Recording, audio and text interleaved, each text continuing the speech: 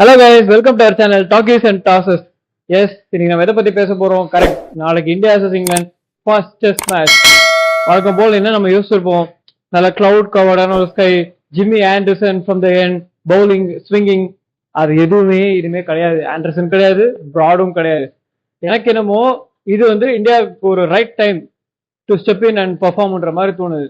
Rishabh bandh recent interview கூட சொல்றாரு, அவன் பிராடும் கிடையாது, ஆண்டர்சன் கிடையாது, கொஞ்சம் ரிலீவ்டா இருக்குன்ற மாதிரி சொல்றாரு. ஏன்னா அவங்க பவுலிங் அட்டாக் பார்த்தீங்கன்னா கொஞ்சம் வீக்காக தான் இருக்கு. ஏன்னா அங்கே வந்து டங்கு ஓக் தான் அவங்க லீடிங் அட்டாக்கு. அப்போனா பார்த்துக்கோங்க, பவுலிங் கொஞ்சம் ஒரு மாதிரி தான். But still conditions will favour them, அது ஒரு சைடு இருக்கும். லீட்ஸ் வரைக்கும் நான் பார்த்த வரைக்கும், நான் லேட்டஸ்ட்டாக நியூஸ் பார்த்தது என்ன சொன்னாங்க, 8 மில்லிமீட்டர் கிராஸ் கொடுத்துருக்குன்ற மாதிரி சொல்லியிருக்காங்க பிச்சில்.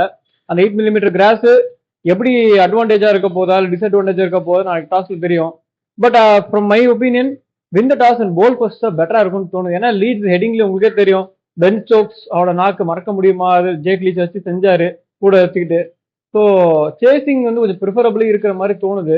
அண்ட் என்னன்னா இப்போ ரீசெண்ட் இங்கிலாந்து கிளைமேட் கண்டிஷன்ஸ் மாறி இருக்கு, கொஞ்சம் ஹாட்டா இருக்குன்ற மாதிரி சொல்றாங்க. பட் சொல்ல முடியாது. இங்கிலாந்து பொறுத்த வரைக்கும் மண்ணையும் பார்க்கணும், வானத்தையும் பார்க்கணும். திடீர்னு நல்லா தான் போகும், சர்வ மாதிரி ஓவர் காஸ்ட் டக்குன்னு கிளவுட் கவர் வரும். அது கொஞ்சம் கண்டிஷன்ஸ் ட்ரிக்கியா தான் இருக்கும் பேட் பண்றது இருக்கட்டும். ஆனா இங்கிலாந்துல ரன் ஸ்கோர் பண்ணிட்டா பெரிய விஷயம் தான். அந்த ஒரு பெரிய சேலஞ்ச் இந்த யாருக்கு இருக்குன்னு பாத்தீங்கன்னா Shubman Gill. First assignment as test captain, அது பெரிய சேலஞ்ச் அஹெட் அவருக்கு. இந்தியாவோட ஸ்குவாட் எப்படி இருக்கும்னு பாத்தீங்கன்னா, இப்போ எனக்கு தெரிஞ்ச வரைக்கும் ஓப்பனிங் வந்துட்டு ஜெய்ஷ்வாலும் கேஎல் ராகுல் கன்ஃபார்மா இருப்பாங்க.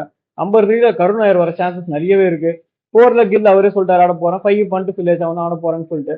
So 1 2 3 4 5 field. 6ல எனக்கு தெரிஞ்சு ரிஷப் பண்ட் வந்துருவாரு, இல்ல நிதிஷ்குமார் ரெட்டி 6 and 7. சாரி, 6ல நிதிஷ்குமார், ரவீந்திர ஜடேஜா 6 and 7 இப்படி வந்துடும். 1 2 3 4 7 வரைக்கும் வந்துருச்சு. 8ல உங்க நம்ம லார்ட் எடுத்துட்டு போவார், சாருல் தகர் எடுத்துட்டு போவாங்க. 9ல சிராஜ், 10ல பிரசித், 11ல பும்ரா. இது மாதிரிதான் மோஸ்ட்லி போகும். சாய் சுதர்ஷன் எப்படி இவங்க உள்ள தள்ளுவாங்களா எனக்கு தெரியல.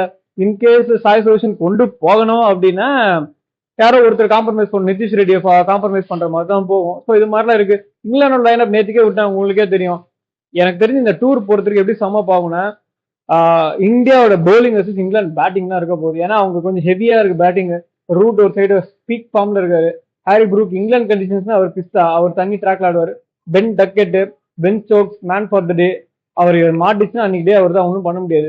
ஸோ அது மாதிரிலாம் இருக்கு. ஜாக் ராலி லாஸ்ட் ஆஷஸ்லயும் நல்லா ஆடினாரு. ஸோ அவங்களுக்கு வந்துட்டு tailor made conditions England place பொறுத்த வரைக்கும்.